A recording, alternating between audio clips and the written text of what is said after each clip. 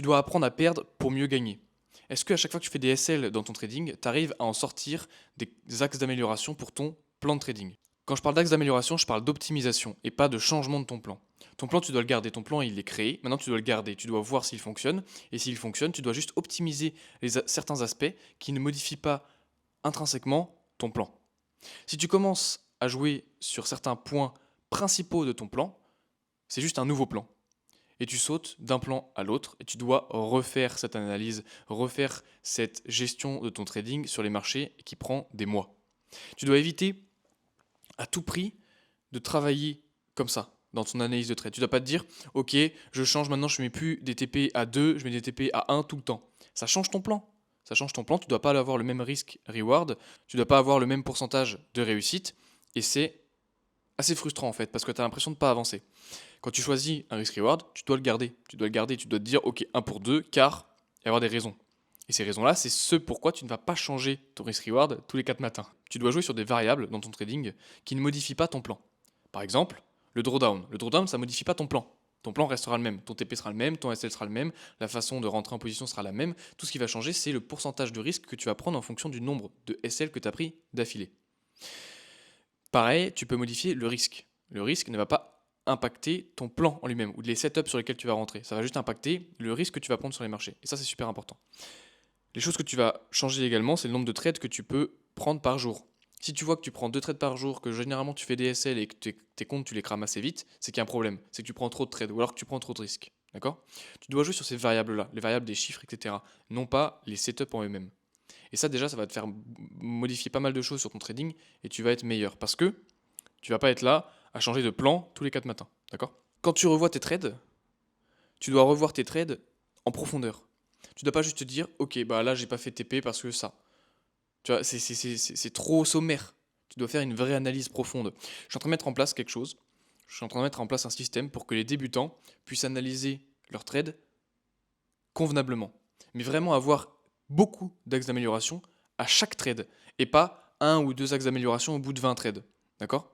Je change la manière d'améliorer et d'analyser ces trades.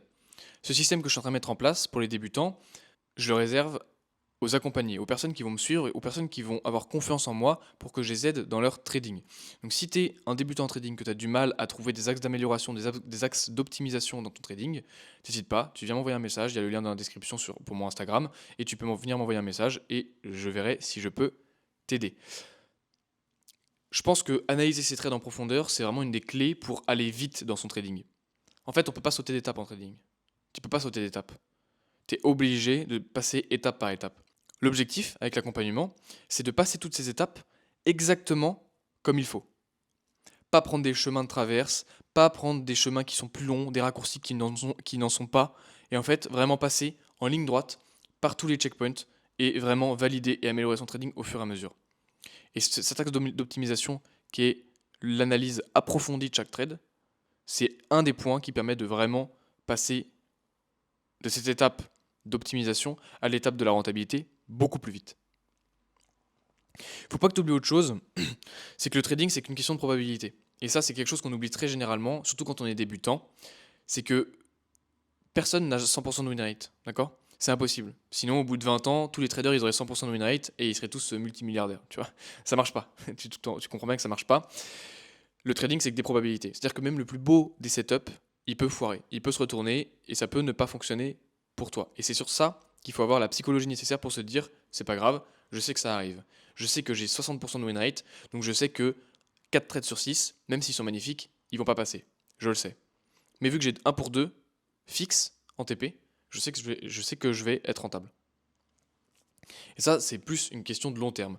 La psychologie, tu peux la battre, tu peux battre ta psychologie en trading grâce à la pensée du long terme. Si tu penses long terme, tu sais très bien que le trade à l'heure actuelle, celui-là, tu as fait SL, très bien. Est-ce que pour autant, il remet en cause tout ton trading sur 10 ans? Je pense pas. Donc c'est important que tu aies vraiment cette vision des choses en tête. D'accord? Que un trade SL, c'est pas grave. 2 SL d'affilée, c'est pas grave. La théorie des grands nombres t'indique que si tu as un trading à 60% de win rate, tu peux avoir jusqu'à 6 ou 7 SL d'affilée et toujours être rentable, il n'y a aucun problème. D'accord? Donc, des fois, tu auras des grandes pertes et ça ne veut pas dire que tu n'es pas rentable ou que ton plan il ne fonctionne pas. D'accord? Il y a beaucoup de gens qui ne comprennent pas ça. J'ai une autre série de vidéos qui s'appelle les Point of View Trading, où toutes les semaines, je fais un récap de ma semaine et que je poste ça le week-end. Et en fait, j'ai eu une mauvaise période où j'ai fait 3 BE et 4 SL d'affilée. D'accord? Ça m'a mis à moins 2% sur mon challenge, que j'ai rattrapé très très vite. Maintenant, je suis à plus 2%, donc je l'ai rattrapé. Mais pendant cette période-là, c'était assez dur parce que pendant plusieurs semaines, j'ai sorti des vidéos où je faisais pas de TP. Je faisais des SL, il y a des semaines où je faisais 2 BE et terminé. C'est assez compliqué. C'est très compliqué d'amener de la valeur et de la proof à ce que je dis quand en face, il y a des SL et des BE. Mais allez voir n'importe qui, allez voir n'importe quel trader et vous verrez que les SL et les suites de SL, des fois, ça arrive. D'accord? Donc, on ne peut pas juger un trading sur quelques semaines, sur quelques trades. Ça ne fonctionne pas. Il faut du trading sur plusieurs années pour pouvoir analyser et vraiment correctement les données. Ok? Donc ça c'est super important que tu l'aies en tête. Il faut que tu gardes en tête que c'est un métier qui n'a pas de frais. C'est pas un métier physique où tu payes des loyers, où tu payes des employés, où tu payes la matière première. Tout ça, il n'y a rien. Le seul paiement que tu fais, c'est ton abonnement TradingView. C'est la seule chose que tu payes. Derrière, qu'est-ce que tu vas payer? Quels vont être tes frais pour ton métier? Ça va être TSL. TSL, ça va être 40% de ton temps. Donc 40% de ton trading global, ça va être les frais. Ça va être TSL, ça va être tes frais que tu vas payer. Et derrière, les 60% de gains, ça va être ton bénéfice pour toi. Donc au final, tu gagnes 20% de plus. D'accord? Et c'est ces 20% là qui sont le vrai bénéfice. Sur les 60%, tu as les 40 premiers pourcents qui renflouent les 40% que tu as perdus. Et en supplémentaire, tu as 20%. C'est sur ces 20% là qu'il faut vraiment jouer. Et ces 20% là, tu te rends bien compte que c'est un petit pourcentage qui se joue sur le long terme. C'est pas 20% en 3 jours. C'est 20% sur plusieurs années. Même une décennie ou 2 ou 3. Tu vois ce que je veux dire? C'est important que tu comprennes que les stop loss, c'est des frais. Toutes les entreprises, tous les métiers ont des frais. Nous, en tant que trader particulier, c'est les stop loss. C'est ça les frais. Voilà. Je vais pas t'embêter plus longtemps. Si tu es un débutant en trading, encore une fois, et que tu as du mal dans ton trading, ou que tu es un petit peu perdu, ou que tu aimerais aller plus vite, n'hésite pas. Dans la description, il y a mon lien pour aller sur mon Instagram. Tu me viens m'envoyer un petit message et je t'aide dans ton trading, il n'y a aucun problème. D'accord? Sur ce, mon gars, porte-toi bien, bonne fête, et on se revoit très très vite dans la prochaine vidéo. Ciao.